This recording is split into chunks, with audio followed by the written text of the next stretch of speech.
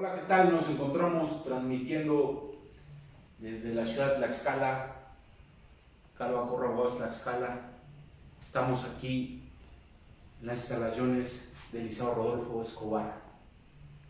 Y hoy hemos decidido hablar de un tema muy importante para muchas personas, que son los créditos que tienen con el Infonavit. Esta cápsula informativa la hemos titulado Problemas más frecuentes del Infonavit. Iniciamos.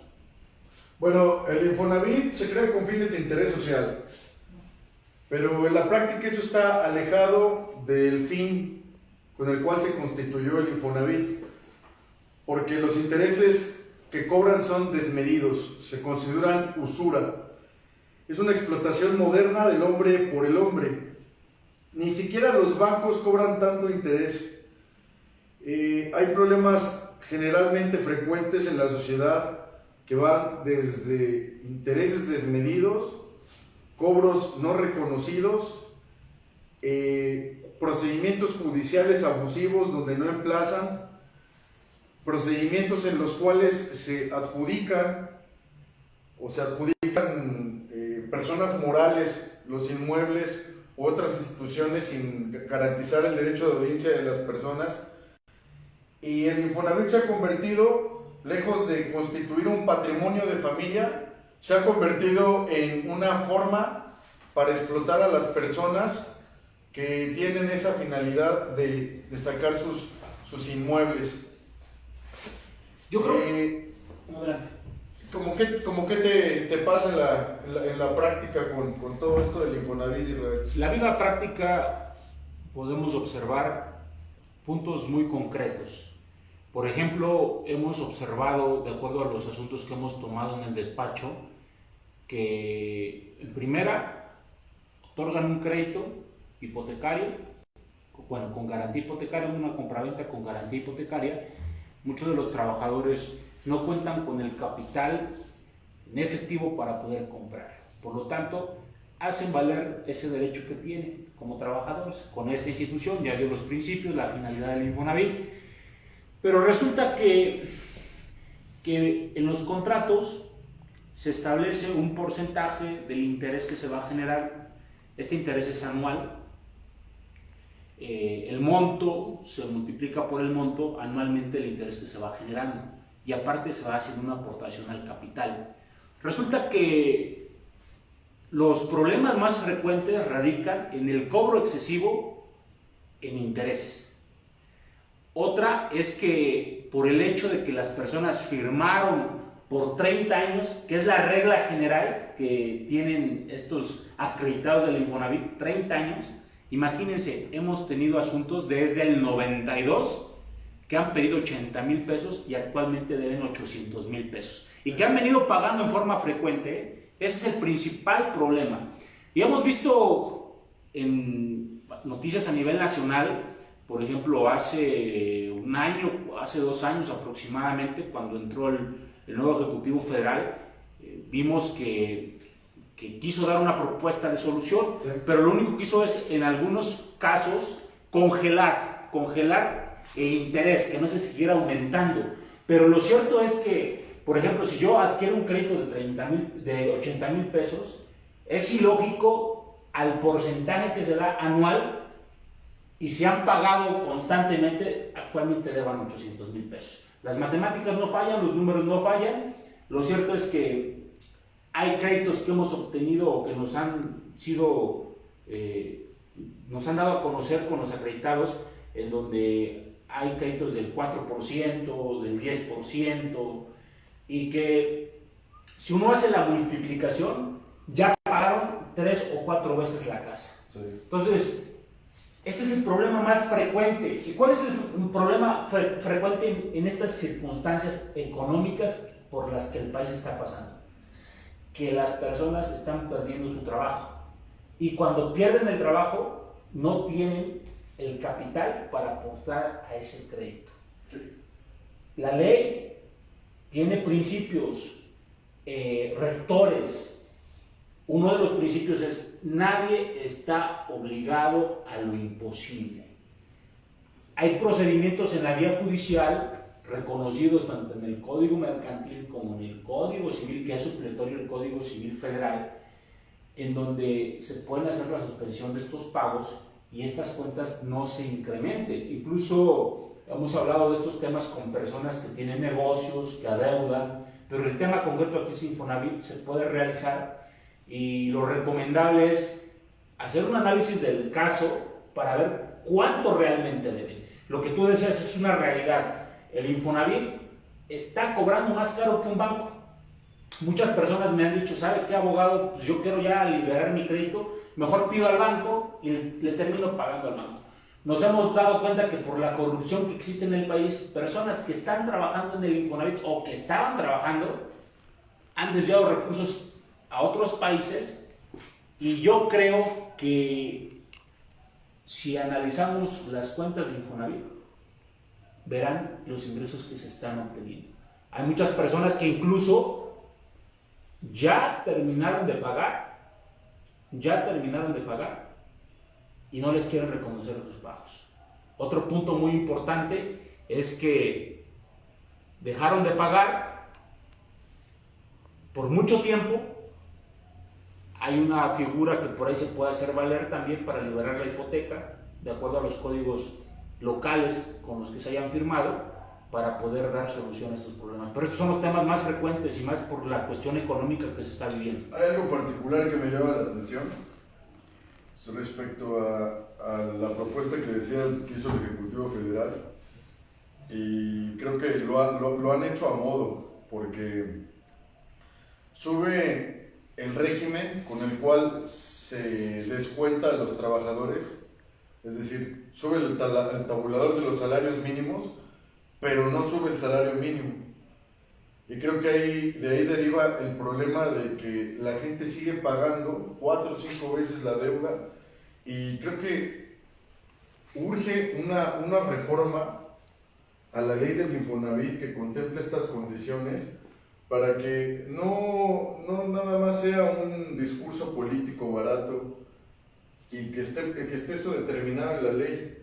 A fin de cuentas lo estás diciendo. ¿Qué pasa ahí, por ejemplo, con todas estas personas que han pagado 4 o 5 veces el crédito, y como tú dices, como pactaron en el contrato que se generaría un tiempo de 30 años, entonces el Infonavit sigue generando interés sobre interés? ¿Qué mecanismo judicial se puede instaurar? Claro. Es un tema muy importante que hay que tomar en consideración para poder determinar cuál es el pago que se debió de haber dado. Mucha gente cree que por haber firmado por 30 años está uno obligado. Dijiste algo muy cierto. Está prohibido por los tratados internacionales, y recordemos con la reforma del 10 de junio de 2011, todas las autoridades en el ámbito de su competencia están obligadas a respetar los derechos humanos. Y una de las prohibiciones de esta obligatoriedad es quitar la explotación del hombre por el hombre. Esta es una de las explotaciones del hombre por el hombre dada por una institución social que ayuda, una institución social. No puede ser eso. Claro que incluso si nosotros checamos asuntos bursátiles, comerciales, mercantiles, incluso hasta de oficio se están bajando los intereses. Hay jurisprudencia.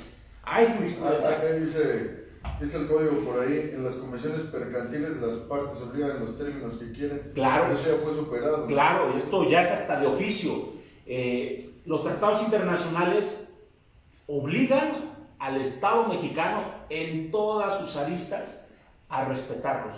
Antes no era obligado, decía el funcionario: pues no estoy obligado. Ahora sí, el artículo primero lo obliga.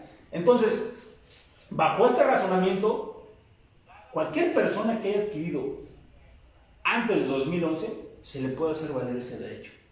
Muchas personas ya terminaron de pagar, incluso tienen saldos a favor. Por ahí, si ustedes contactan a un contador, bajo el principio que estamos hablando de no usura, de no explotación del hombre por el hombre, estas cuentas tienen que reducirse. Y si es un interés al 4%, al 8%, al 10%, resulta que el monto pues debe de ser de beneficio a los acreditados y no perjudicarlos y generar una moderna tienda de raya, en donde el acreditado esté pagando por toda su vida, por 30 años, un crédito que no tuvo beneficio económico. Oye, hay una cosa, te voy a hacer una serie de preguntas, ¿sí? Las más genéricas. Por ahí hay personas que dicen, yo leí mi escritura y dice que es patrimonio de familia. Porque digamos que hay una dualidad, hay una dualidad en el sentido de que los contratos se rigen por reglas generales, de vicios ocultos, de consentimiento, de nulidad del contrato, de validez, los elementos de validez y los elementos de existencia. ¿Me doy a entender, Irra? Claro. Por ese tipo de elementos se rigen los contratos, por ejemplo. Cuando hablaba de nulidad, bueno, hay cosas que producen la nulidad absoluta y hay cosas que producen la nulidad relativa. Entonces aquí yo advierto que, por ejemplo, el Infonavit le pone las escrituras que son patrimonio de familia.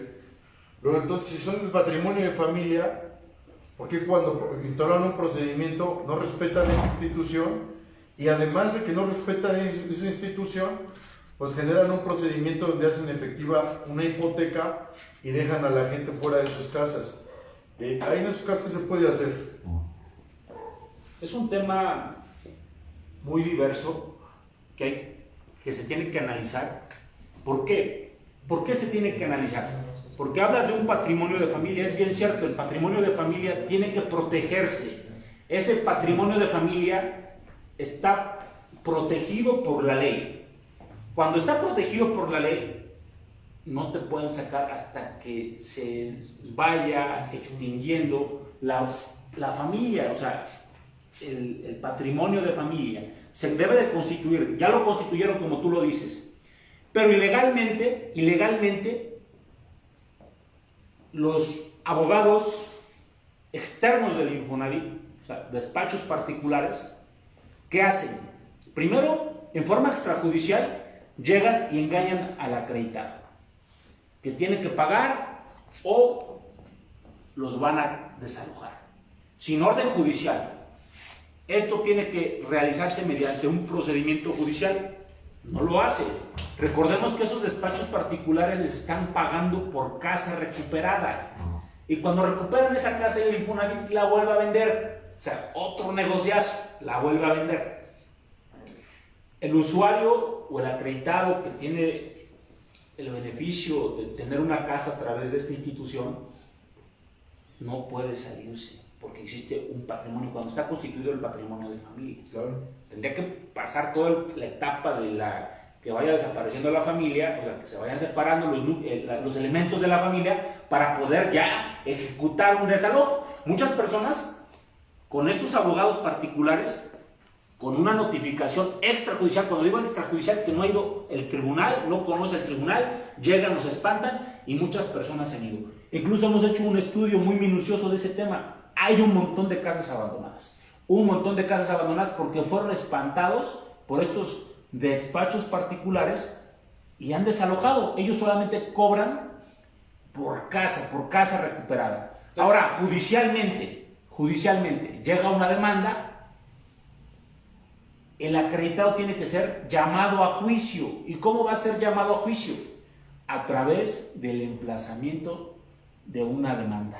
¿Qué quiero decir? Que el Infonavit, a través de su aparato jurídico, ya presentó una demanda ante el juzgado y mandan a llamar al acreditado para que conteste la demanda, manifieste lo que a su derecho corresponda. Y si está instaurado un patrimonio de familia, ese patrimonio de familia tiene que ser protegido, porque recordemos que la institución de la familia está protegida por la Constitución. Ok, mira, está muy interesante lo que estás tocando. Hay un montón de temas.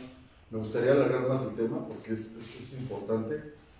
Yo creo que esta información le ayuda mucho a la gente a conocer sus derechos y sobre todo nuestra función como abogados no solamente está en los juzgados, no solamente está en los procedimientos judiciales, sino también es algo social. Mira, dijiste algo del patrimonio de familia, dijiste que se deben de agotar todos los extremos para, digamos, ir destruyendo la institución en ciertos casos, ciertas hipótesis, a lo mejor en donde ya no sería patrimonio de familia. Sin embargo, ¿por qué dentro del convenio o cuando están haciendo el contrato, como que se les da una convicción de que va a ser patrimonio de familia a la gente que va a firmar, cuando la realidad es que no respetan estas instituciones? Ahí podría entrar la nulidad del contrato, digamos, porque no están respetando la figura del patrimonio de familia. Yo creo que hay que hacer valer el patrimonio de familia. Están vulnerando una figura que es el patrimonio de familia.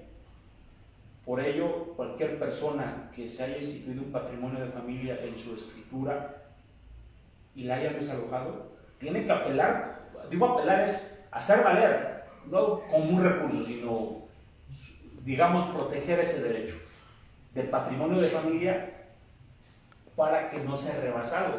Y eso es en cualquier momento, porque es su patrimonio. Claro. Si no, ¿cómo va a quedar? Es un crédito preferente, ¿no? Digamos desde esta lógica, la hipoteca es una garantía. Es una garantía. Desde el momento que el contrato es perfecto, desde que se determina... Es un punto muy importante, digamos, que estás diciendo. Digamos que es un contrato de compraventa. Por ahí había visto ahí en las redes sociales un abogado que decía que un contrato con Infonavit de compraventa, el afectado no es dueño. Claro que es dueño, es una compraventa, claro, con garantía hipotecaria. Claro. ¿Qué quiere decir? Es perfecto desde que se... Ya es una compraventa, ya es una compraventa. Y los documentos que van a firmar son las escrituras. Lo único que hacen cuando terminan de pagar ese crédito es liberar la hipoteca, claro, o sea, que ya está pagada, pero el acto jurídico es perfecto.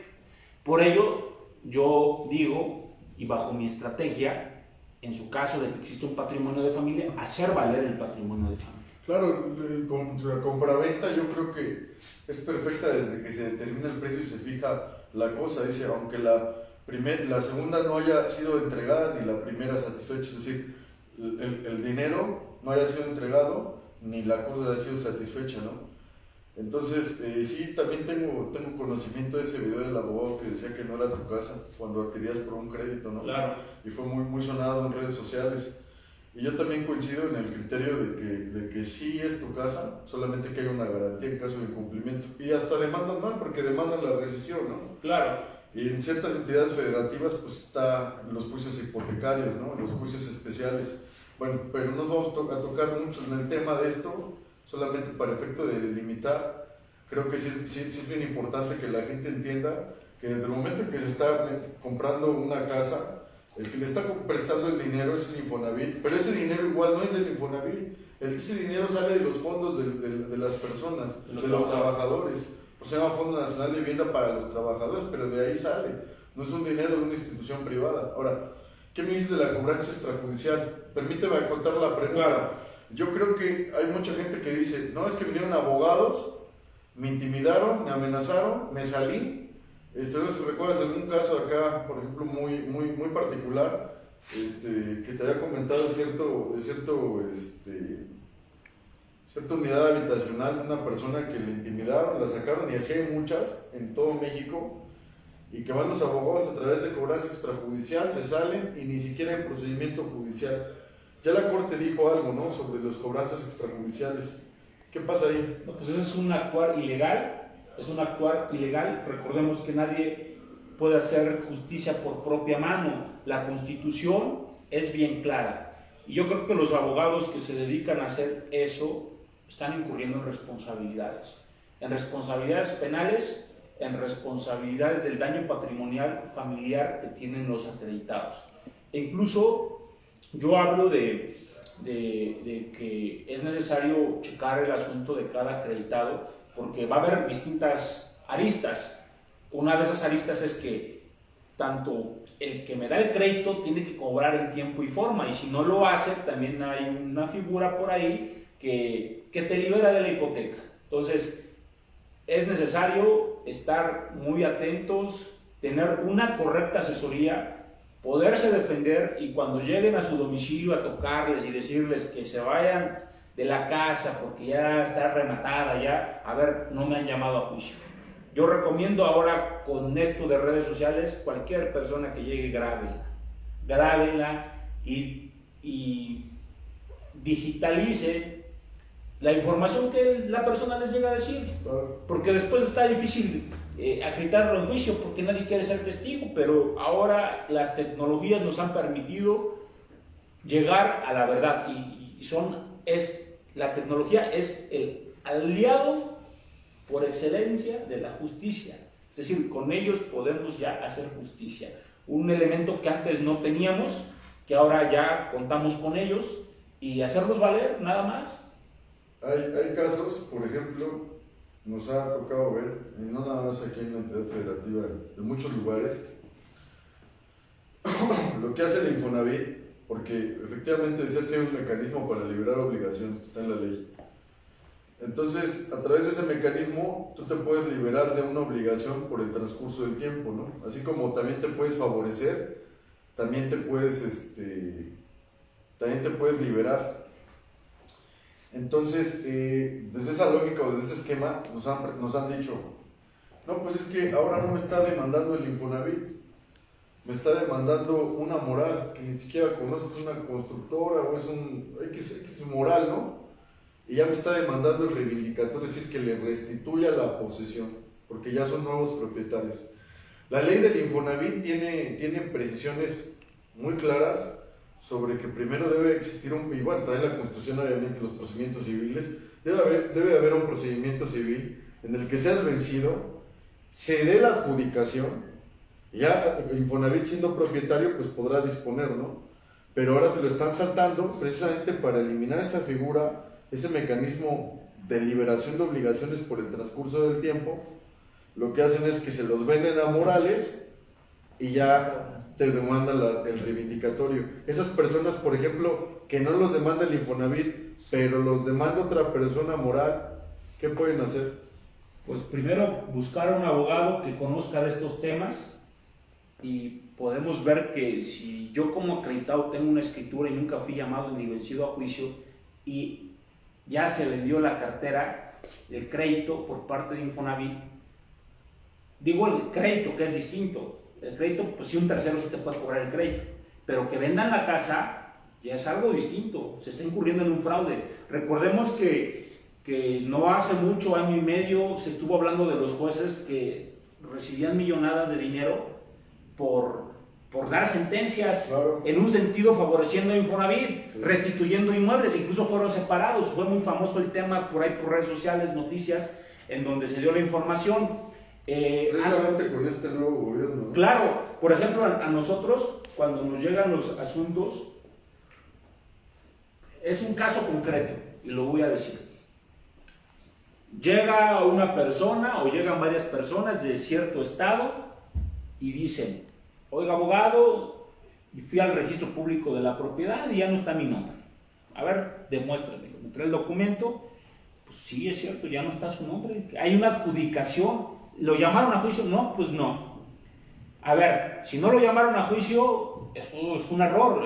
No se le garantizó la justicia a usted. Vamos a investigar dónde se llevaron los procedimientos. Y resulta que casi la gran mayoría de los asuntos se están llevando en Baja California y en Coahuila. Nos ha pasado, nos han llegado los asuntos y hemos ido hasta Coahuila, hasta Torreón, Coahuila, para el efecto de poder analizar el asunto, y resulta que no era un demandado, que son acciones colectivas que está haciendo Infonavit, demanda a 1,000 personas. Tenemos varios expedientes en donde hay listas de 1,000 personas, y todos los juicios se ganaron a favor del Infonavit. Entonces dice uno, oigan, esto suena raro, y los jueces se prestaron a ello. Sí. Entonces, por ahí sé de jueces que ya fueron separados. Incluso magistrados. Magistrados, pero no nada más queda ahí, el círculo de corrupción es más grande. O sea, el Infonavit que generó esto, los contactos que se hicieron a través de los jueces, de las personas que compraron, es una mafia esto, es una mafia que está afectando a los grupos más vulnerables. Claro, y es que el Infonavit se construyó con fines de interés social. No hay que olvidar su objeto, no hay que olvidar su constitución, su conformación. Entonces, por eso te decía, en muchos casos incluso el interés es más alto que el del banco. Es mucho mayor. Ahora, los emplazamientos de escritorio, ¿no? Claro. Los emplazamientos de escritorio, eso que estabas diciendo, hay muchos casos de muchos temas, hemos escuchado infinidad de asuntos donde también los abogados se prestan para eso.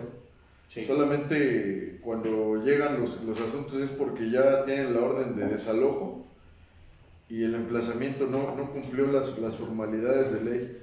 A veces la gente tiene que hacer un ejercicio de ponderación, ¿no? Sobre un análisis de costo-beneficio. Dice, bueno, ¿qué me va a costar más el juicio, que ya está perdido, o contratar a un abogado? Por eso es bien importante que contraten personas que tengan conocimiento del tema. Por ejemplo, ¿cuántos años tienes llevando juicios del Infonavit? Ya tenemos un buen tiempo. En los colectivos empezamos como por 2015, con los colectivos nos empezamos a dar cuenta de los asuntos colectivos ya masivos como tal. Antes eran esporádicos, asuntos esporádicos, pero yo desconocía toda esta corrupción hasta que me di cuenta en los tribunales. Claro. Por ahí vamos a hacer un reportaje de... Por ahí de la ley de Coahuila, ¿no? Tiene un mecanismo ahí para favorecer al Infonavit. Digamos, no porque sea constituido así, pero está expresamente determinado en la ley.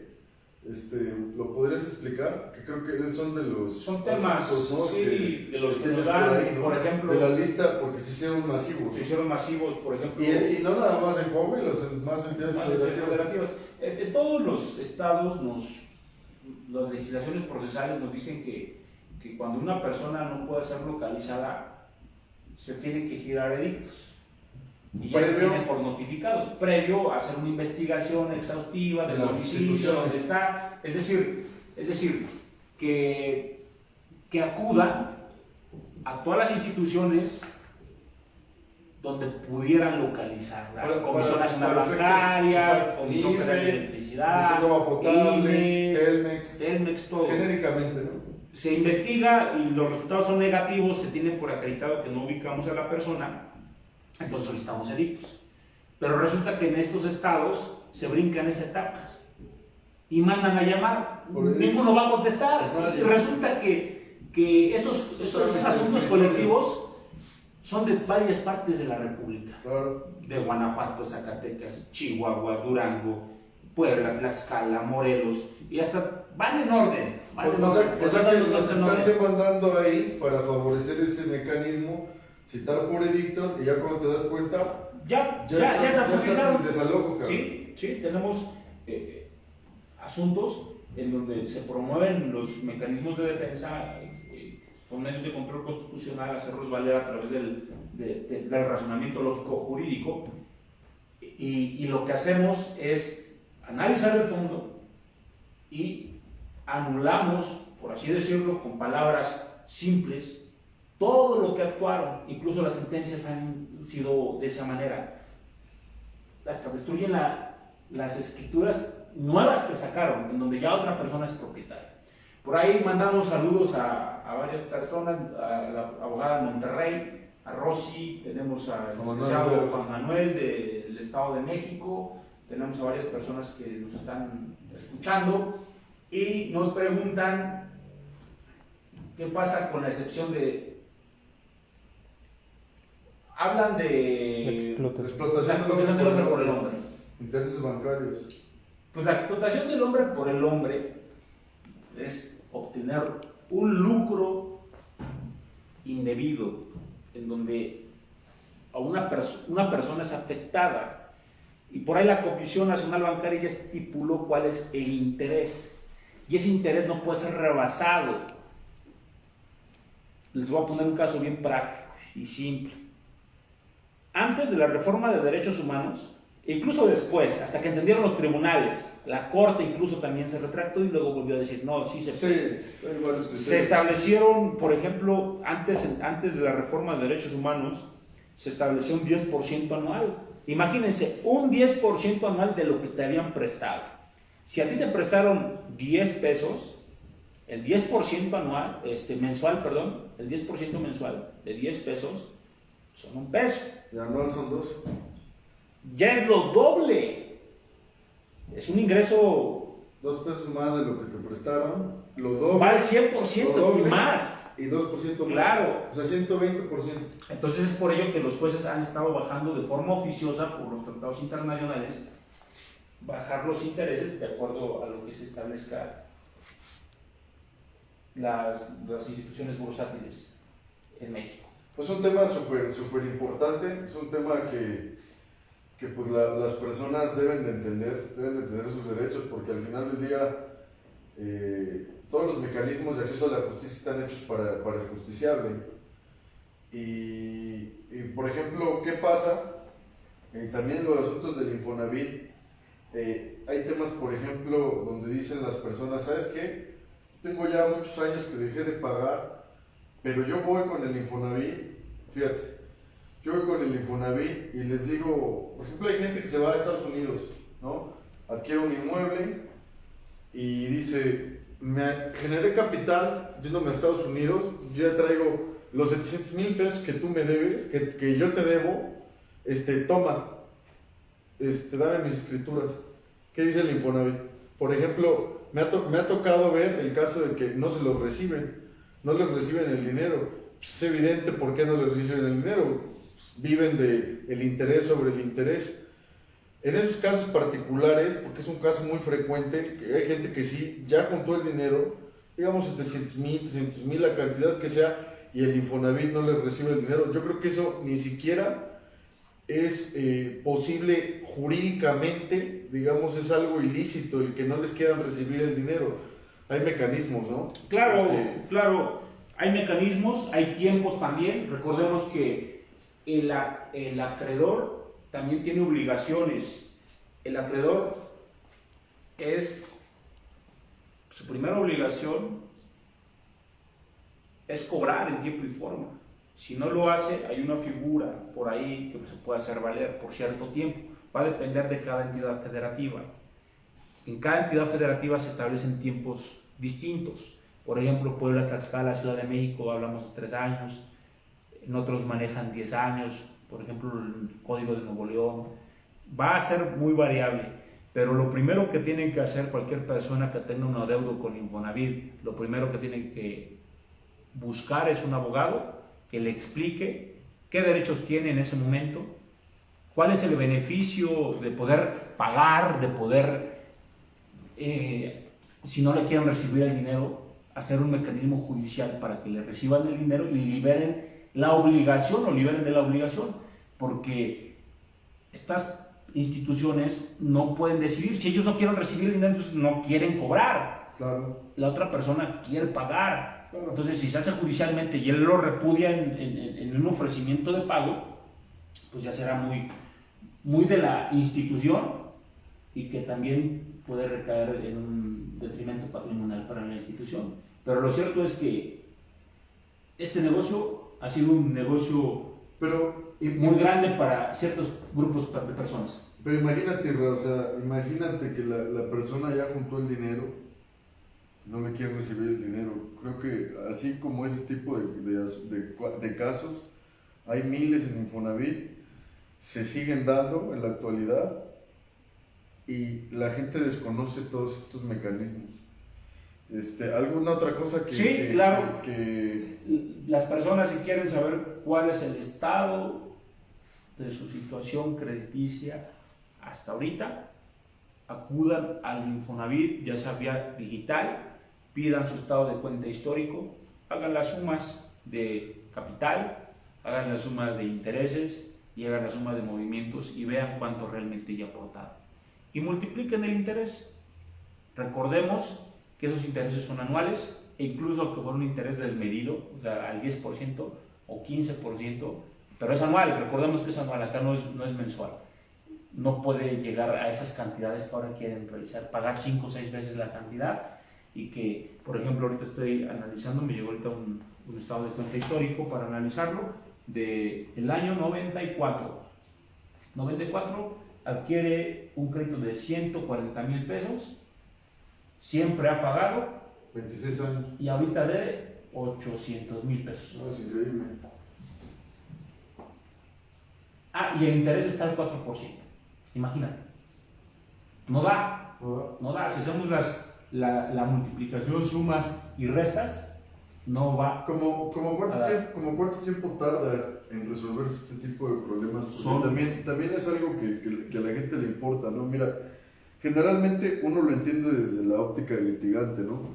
Que es complejo que el juez te pueda entender tus pretensiones, sobre todo porque ya hay un estigma, ¿no? De que generalmente todo el abogado lo quiere resolver con que pagó o no pagó, y esas son las dos hipótesis, ¿no? Claro. Pero cuando tú le dices al juez una pretensión distinta, muchas veces no te va a entender y vas a tener que agotar todos los mecanismos, todos los recursos que la ley te da hasta llegar al juicio de amparo para que puedan entender esto, sobre todo porque pues te enfrentas a la negativa del acceso a la justicia por parte del juez, y que también muchas veces la gente se desespera, ¿no? Porque te dice, ya tardó mucho mi asunto, no veo resultados, pero yo veo viable la instauración de un procedimiento con estos tintes, con estas características de reducción de intereses, por ejemplo, de liberación de obligaciones, es decir, que ya no pague y que se libere la hipoteca. Yo lo veo como una inversión. Yo lo veo como una inversión desde la lógica de que hay mucha gente que incluso ya tiene hasta perdido el patrimonio, ¿no? Dentro de todas las hipótesis que fuimos enumerando, ¿no? Desde un emplazamiento ilegal, donde hay un desalojo inminente, desde que no te quieren recibir el dinero, o sea, vamos a hacer una recapitulación concreta de los casos que hemos puesto a ponderación, desde el que tiene problemas porque hay un cobro excesivo, desmedido, una usura, la persona que, por ejemplo, quiere liberar su hipoteca y no le reciben el dinero, o sea, debe decir 500,000 y no se lo recibe, y todas estas cosas que a la postre, a lo mejor la gente dice, ¿cuánto me va a costar contratar un abogado? ¿Cuánto tiempo va a tardar? ¿Tú qué les animarías a que vean a futuro? Porque a veces es difícil que vean esto como una inversión. Y la verdad es que es una inversión, porque estás jugando el patrimonio de tus hijos, y sobre todo también que no hay mecanismos extrajudiciales, solamente judiciales. Claro, yo les diría que primero valoren el adeudo que les está cobrando en ese momento Infonavit, que por supuesto será ilegal. Vean el monto que les está cobrando un abogado para resolverles el problema, y el tiempo. Los tiempos no son rápidos, como tú lo decías, son criterios que los jueces tienen y que es muy difícil sacar una sentencia en primera instancia. Tendríamos que agotar todos los recursos. Por lo regular nosotros nos estamos llevando cerca de 3 años. 3 años. Hay asuntos que nos hemos llevado hasta 5. Pero el servicio que brindamos nosotros es el resultado. Eso es lo que importa. Que alguien les garantice el resultado a través de un contrato de prestación de servicios profesionales. Eso es lo que tendría que valorar. Otro muy frecuente.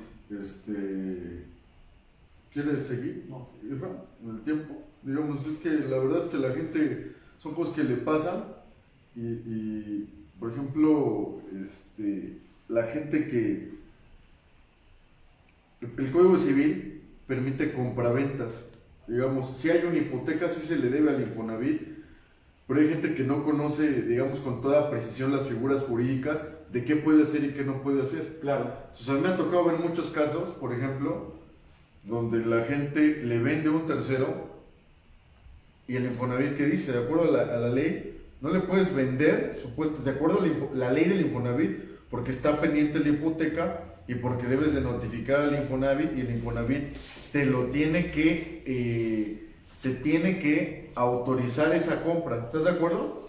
Es lo que dice la ley. Espérame. Sí. Ahora, es lo que dice su ley del Infonavit. Exacto. Pero el Código Civil no dice eso. El Código Civil no dice eso. Propietario. Porque eres propietario, exactamente. Si acaso estás cediendo la deuda con el Infonavit, quien te compre, persiste la deuda del Infonavit, pero no así, eso es una limitante o un impedimento para poder vender. Claro, ¿no? Y para hacer efectivo el derecho a la propiedad, es tuyo el predio. Usar, disfrutar y disponer. Si yo tengo un predio, tengo los 3 elementos: usar, disfrutar y disponer. Si alguien me está limitando la disposición, está vulnerando la legislación de acto de compraventa. Así es. Eso es ilegal y sin embargo se hizo, pero cualquier persona que lo quiera hacer lo puede hacer, pero quien compre adquiere las obligaciones que traiga con el acreditado, o sea, que traiga con Infonavit y el acreditado. Ahora, hay gente que, digamos, lo estoy haciendo muy coloquial, claro, sin términos técnicos, creo que también tú lo estás explicando muy bien. Yo estoy pasando las preguntas, digamos, más frecuentes, las anoté aquí algunas, así de casos que nos han pasado, para que también tu auditorio pueda entender todas estas generalidades, estas particularidades de la ley en contravención, ley del Infonavit en contravención con los códigos civiles de las entidades federativas, que son leyes. Esta es una ley especial y esta es una ley de la entidad que regula todo lo concerniente, por ejemplo, a las cuestiones relacionadas con la compraventa. Ejemplo, la persona vende a un tercero, el acreditante. Este tercero, perdón, es el acreditado.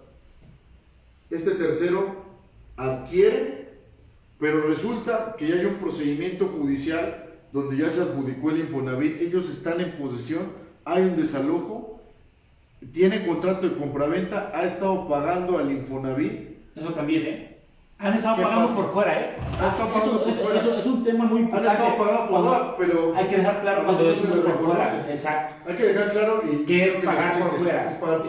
Cuando uno paga el Infonavit, dan una cuenta. Hay una cuenta por cada crédito que se está pagando y que va a reflejar. Pero resulta que a lo mejor me quedé sin trabajo y pues ya no me pueden descontar desde mi nómina. Y lo que hago, hablo Infonavit y me dice, pues tiene que depositar este número de cuenta. O otra, que hay un problema ya litigioso, el Infonavit contrata a sus abogados y ya los abogados son los que llegan a requerirle de pago al acreditado. Resulta que dice el acreditado, sí, me pongo al corriente, pero los abogados, muy común, que dicen, pues págame esta cuenta. Pero el acreditado no sabe absolutamente nada, desconoce. No sabe. O sea, tampoco podemos obligarlos a que conozcan porque ellos entienden que la institución está actuando como debe ser, ¿no? Claro. En forma legal, en forma razonable. Claro. Pero resulta que estas personas mañosamente empiezan a cobrar y empiezan a desviar dinero a sus cuentas. Y cuando pasan cierto tiempo, Infonavit les vuelve a requerir y dice, oiga, pero yo ya pagué. Y muestran, dice, no, pues esto no es mi cuenta, no te lo reconozco. Pero ellos ya pagaron a un despacho particular, ¿sí me dices? Y pierden el dinero. No, incluso también al Infonavit. No, y también al Infonavit. También. Por eso no quieren reconocer por eso, si se le hizo el pago al Infonavit, tienen los vouchers de pago. Es un tercero, no se le acreditamos. Tenemos acá los vouchers de pago y se demostrará que se pagó al Infonavit, y si el Infonavit está cobrando nuevamente, está incurriendo en un delito. Claro, y es bien importante, mira, o sea, pareciera de menos, pero yo creo que esto le pasa a mucha gente, es decir, el Infonavit saca casas masivas, o sea, para un montón de gente, desde la persona que gana a lo mejor 8,000 pesos mensuales, 6,000 pesos mensuales, o para lo mejor que le va mejor 30,000, 50,000, independientemente de cuál sea su condición económica. Creo que tú, al tener el sueño o la idea de tener un patrimonio de familia, un patrimonio que dejarle a tus hijos, pues a lo mejor hay gente que dice, para alguna gente 1,000 pesos no sea nada. Claro.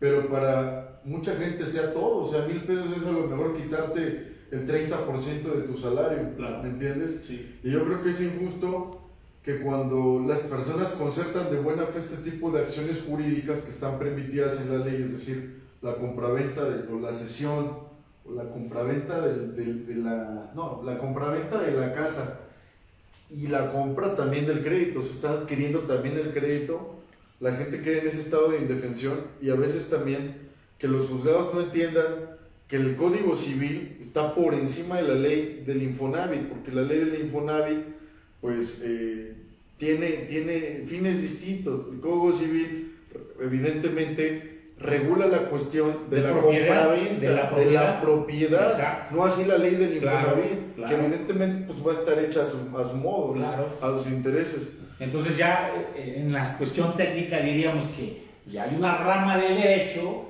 que Sí, ya reconoce sí. actos jurídicos de propiedad, eso no puede bueno, ser, sí, pero sí. eso no puede ser, para eso están los actos civiles. Claro, los actos civiles, Claro. hay un libro especial, Claro, hay una ley yo creo especial. que quien creó esa ley no entiende la relación contractual civil respecto a un contrato y un acto jurídico. Es básico eso. Y lo digo porque muchas veces la gente se casa con conceptos, Israel. Sí. En todo, ¿no? Desde el justiciable hasta el juez. Se casa con conceptos y piensa que esas cosas no se pueden o no se deben de hacer. Bueno, pues la ley lo permite, ¿no? Hasta, yo creo que la ratio legis del constituyente estatal de crear estos mecanismos de liberación de obligaciones es porque tú tienes un tiempo y una forma para hacer exigibles obligaciones, es decir, que le puedas exigir a tu acreditado el pago de un crédito. Pero ¿qué pasa si no lo haces? Bueno, pues se puede extinguir la acción, se puede liberar la obligación, ¿no? Y creo que todo este tipo de cosas le hace bien saberlas a las personas. Claro, hace 3 años, yo creo que te acuerdas muy bien, acudimos a las oficinas de Infonavit, en específico en la ciudad de Puebla y Tlaxcala, pero llevamos aproximadamente 12 abogados. 12 abogados, llegamos a dar asesoría totalmente gratuita para explicarles cuáles eran sus derechos. ¿Qué pasó? Nos echaron a la policía, tomaron fotos de nosotros, nos pusieron en la entrada y en lugar de espantar a la gente acudió a nosotros a brindarles asesoría. O sea, nosotros fuimos como despacho por una cuestión social. Claro. Y a nosotros no nos importa quién eran esas personas. Nosotros quisimos dar esa asesoría y las estuvimos dando, incluso por ahí varias personas contrataron con nosotros y les hemos liberado sus hipotecas, hemos hecho reducción de intereses y yo creo que estas instituciones están para proteger al trabajador, no para dañarlo. Por ahí incluso sacaron una foto de nosotros, dijeron que éramos coyotes, nosotros interpusimos una denuncia. Pero dile a la gente que es un coyote, ¿verdad? Un coyote es una persona, desde el punto de vista jurídico, del argot jurídico, un coyote se le conoce como aquel gestor que no tiene los estudios para realizar cierta actividad. Y el coyote en la cuestión jurídica es aquella persona que no cuenta con una cédula, que no conoce los trámites y que solamente hace gestoría, gestor. Comúnmente el chismoso, por así decirlo, el gestor. Pero nosotros no actuamos bajo gestorías, nosotros actuamos bajo procedimientos judiciales y para poder instaurar un procedimiento se necesita ser abogado. Claro. Y ese tema por ahí lo tenemos pendiente. Hubo un daño patrimonial social contra nosotros. Estamos con los procedimientos judiciales para la reparación de esos daños. Claro. La gente debe acudir a un abogado, es importante que acuda a un abogado y entienda sus derechos. Ahora, por ejemplo, nosotros estamos brindando la asesoría digital masiva. Si tienes un problema del Infonavit, contáctanos. Nos envías tu estado de cuenta histórico. Hacemos el análisis, te enviamos la información y te decimos cómo está tu asunto. Todo vía digital, ya no sales desde casa, ya no sales de casa, envías por correo, nos contactas, te celebramos un contrato donde te damos la asesoría y hacemos una transmisión con los diferentes mecanismos tecnológicos. Y tienes una asesoría de forma inmediata. Fíjate que me estoy acordando de todo esto que vivimos.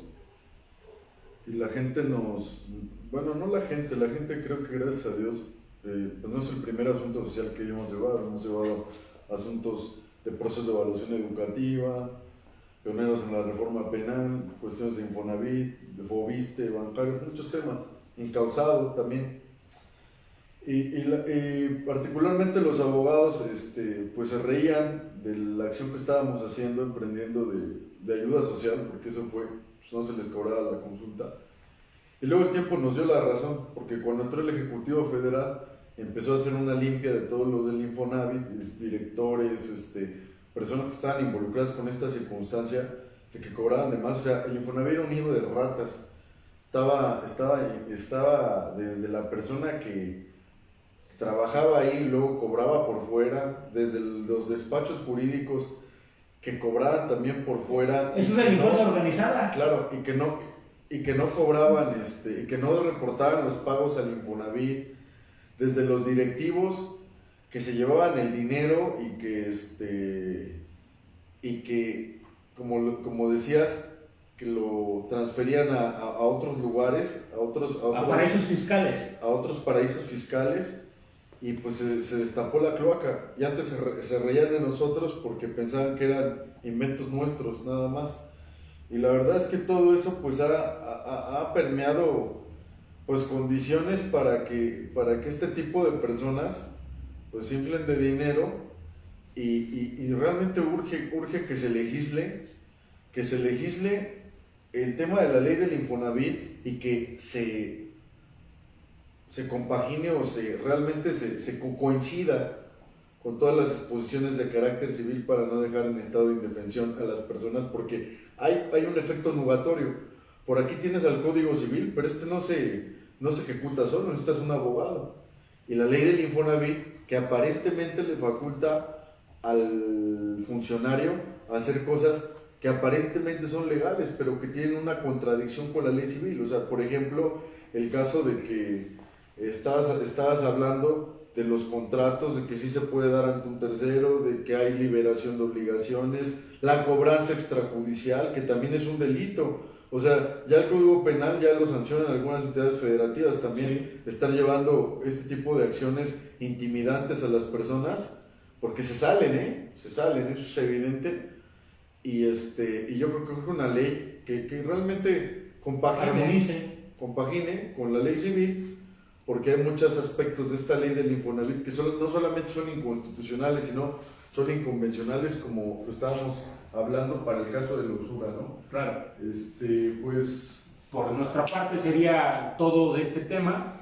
Cualquier duda nos pueden contactar y resolver casos concretos, consultas concretas. Les agradecemos. Estamos transmitiendo aquí el estado de Tlaxcala. Ponemos a su servicio la consulta digital. Calva Corro Abogados, somos un despacho que ya tenemos aproximadamente más de 13 años litigando estos temas, y pues fue un gusto transmitir para todos ustedes. Un saludo a todos los que estuvieron al pendiente de la transmisión, y estaremos próximos en otras transmisiones. Saludos.